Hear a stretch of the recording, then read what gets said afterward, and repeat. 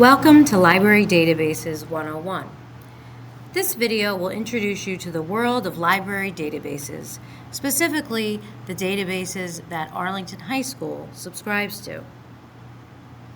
Let's first begin by defining what a database is. A database is a searchable collection of data or content. While we often think of them as technical tools, many databases are actually just companies that curate specific content. You already use databases on a daily basis, whether you're searching for products on Amazon, movies on Netflix, or songs on Spotify. You're interacting with a curated collection of data.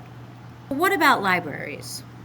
Think of a library database as a premium subscription service, much like Netflix, except for research.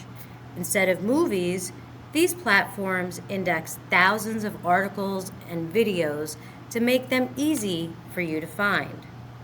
Much like book publishers, and in fact, some of you may recognize these as book publishers, these companies gather and index or make searchable everything from scholarly articles, paper articles, magazines, book reviews, ebooks, specialized encyclopedias, and streaming video. Here on the screen, you'll see a sampling of database companies that your high school subscribes to. Gale is likely the most familiar to you, as Arlington subscribes to many Gale databases. There are many different types of databases. For example, general databases cover a broad range of subjects, including literature, history, science, and social studies. The database Gale in Context for high school is specifically tailored for high school students and covers a broad range of topics. ProQuest and Gale Academic OneFile are two other examples. Credo is a general database that compiles encyclopedias. We also have subject-specific databases. So as you can see, Gale in Context publishes world history and a number of other titles. Also, Today's Science is another subject-specific database that's only focused on science. Lastly, you'll see Academic OneFile and ProQuest, like I mentioned earlier, primarily only include scholarly journals. An academic or scholarly journal is a publication written by professors and experts in a particular field of study.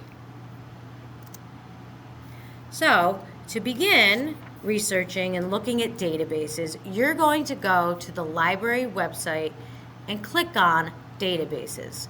When you click on that page, this is what it looks like.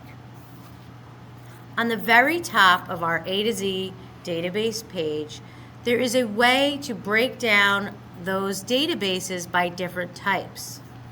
So, the way that you can do that on the top, you can search for the database if you know the title, or you can look at these subjects.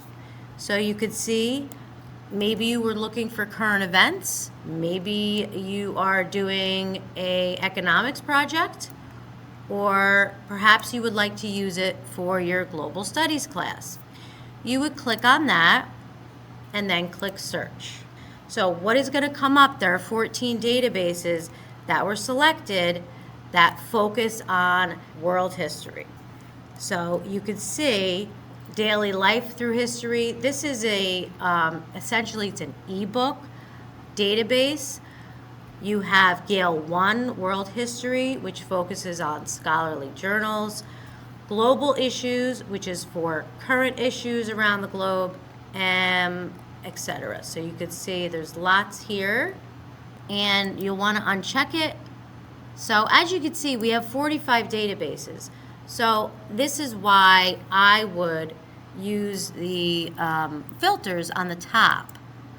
So again, if you look at types, you can see there's academic, there's ebook databases, which essentially are ebooks, but they function like a database so that you could search for things. So another way you can look at reference.